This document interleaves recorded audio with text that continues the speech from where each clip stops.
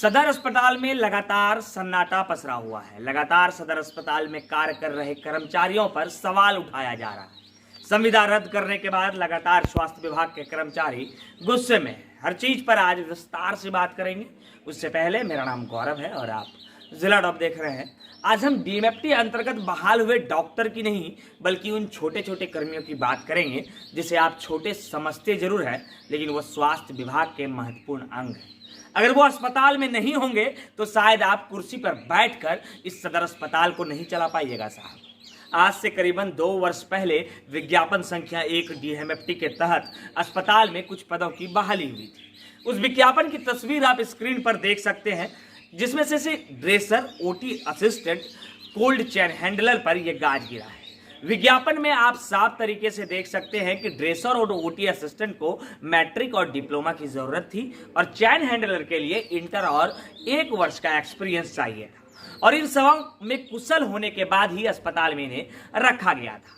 अब इन लोगों पर उपायुक्त महोदय का गाज गिर गया है, क्योंकि 2 साल बाद उपायुक्त महोदय को याद आया है कि इन्हें झारखंड पारा मेडिकल सर्टिफिकेट की जरूरत है, और अब 2 साल से काम कर रहे इन कर्मचारियों की जिंदगी अधर में लटकी हुई है, इनकी नौकरी अधर में लटकी हुई है, क्योंकि इनके पास वो डिग्री नहीं है। इन कर्मचारियों की माने तो उपायुक्त महोदय ने ये तक कह दिया कि ऐसे स्टीच करना तो झाड़ू वाले भी कर सकते हैं। फिर इस पर एक सवाल हमारा भी बनता है कि आखिर कैसे सर, आखिर कैसे 2 साल से झाड़ू लगाने वाले स्टिच कर रहे हैं आपके सदर अस्पताल में? और अगर 2 साल से ये कार्य चल रहा था तो आपने ध्यान क्यों नहीं दिया था अब तक? दूसरा सवाल यह भी बनता है कि जब डीएमएफटी में बहाल डॉक्टर की मौत आज से कुछ महीने पहले हो गई थी तो पूरा महकमा लिपापोती कर रहा था, और आज एक बार फिर यही निकलकर सामने आ रहा है कि आखिर क्यों 7 महीने से काम कर रहे कर्मचारियों को अब तक सैलरी नहीं दी गई है। सुनिए स्वास्थ्य विभाग के स्टाफ इस पूरे मामले पर क्या कुछ कह रहे हैं। क्या आप बीटी और बीएड में नामांकन चाहते हैं तो कम फीस में बेहतर कॉलेज में एडमिशन के लिए संपर्क कर सकते हैं प्रकृति एजुकेशन सेंटर। क्या परेशानी हुआ है, क्या दिक्कत है?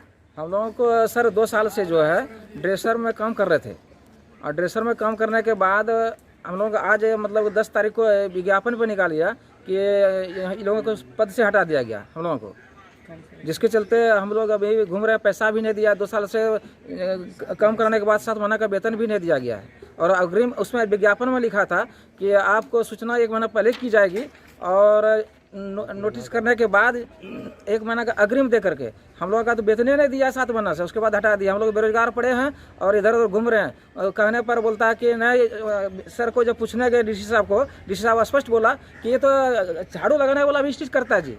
तो कैसे सर झाड़ू लगाने वाला करता है तो मूर्ख भी प्रैक्टिस करता है, उससे हम लोग फिर क्यों लिया गया? तो बोला कि ठीक है, सो आप लोग पढ़े हैं कि ऐसे कहीं से खरीद कर लाए हैं, सर्टिफिकेट की बात बोला। तो हम लोग कहा कि सर ऐसा कहीं नहीं, जांच किया जाए। फिर बोला कि नहीं, पैसा नहीं दिए सर आप काम करवा करके। तो बोला कि अच्छा इस पर विचार करेंगे, डीसी साहब बोला। कब बात हुई थी ये सब? यह 11 तारीख 12 तारीख को बात हुआ था। इन तमाम चीज़ों पे सीएस साहब क्या कह रहे हैं? बोला कि ठीक है इस पर विचार करते हैं, ऐसे वाले देखें। सीएस साहब ने सर डीसी साहब, या डीसी साहब की बात कर रहे हैं, सीएस साहब तो कुछ बोला ही नहीं। मेरे जितना भी काम किया है, क्या सीएस साहब से क्या चीज़ बातचीत हुई? सीएस साहब उसको यही पूछे कि सर हम लोगों को जब काम नहीं लिया जा रहा है तो हम लोगों को निष्कासित जो है प्रमाण पत्र दे दिया जाए। तो बोले कि देखिए ये सब कहाँ से लफड़ा हुआ है, हमसे ये सब हम लोगों से पूछा नहीं गया था, और डीसी महोदय जो है अपने से ये सब सूचना निकाला है। और मेरे द्वारा सब संतोषजनक कार्य किया गया है, ये सब बताया गया है वहाँ से। डीसी सर बोले कि हम सबका संतोषजनक दिए हैं, उसके बावजूद भी ये सब तुम सबका नहीं दिया है नाम। डीसी ऑफिस ही बता सकते हैं। तो अभी आप लोगों का नौकरी खत्म हो गया है? हाँ सर। तो अभी आप लोग कितने लोग लिया थे? जा रहा है। कितने लोग थे आप लोग? हम सब 21 से 26 लोग हैं। 26 लोग हैं। सभी यहाँ ड्रेसर के ही पद पे थे? नहीं, ड्रेसर हैं, कोल्ड चेन हैंडलर हैं, ओटी असिस्टेंट हैं। तो अब यहाँ हॉस्पिटल में अगर आप लोग हट जाते हैं तो क्या एक भी ड्रेसर हैं? ड्रेसर तो एक मात्र एक ड्रेसर बचा है, एक ही ड्रेसर बचेगा फिर आप लोग जब हट जाइएगा तो। ठीक है। इन तमाम चीज़ों को सुनने के बाद अब हमें ये भी बताइएगा सर कि जब सारे ड्रेसर और ओटी स्टाफ निकल जाएंगे तो क्या सिर्फ एक ड्रेसर हॉस्पिटल में ड्रेसिंग कर काम चला पाएगा? माना कि नए बहाल हुए वे आ जाएंगे, लेकिन कब आएंगे सर, और क्या तब तक अस्पताल बंद रहेगा? एनी टाइम एनीवेयर, स्वाद ऐसा कि मूड बदल दे। Any time snacks. आवश्यकता है डिस्ट्रीब्यूटर्स की। इच्छुक व्यक्ति दिए गए नंबर पर संपर्क कर सकते हैं।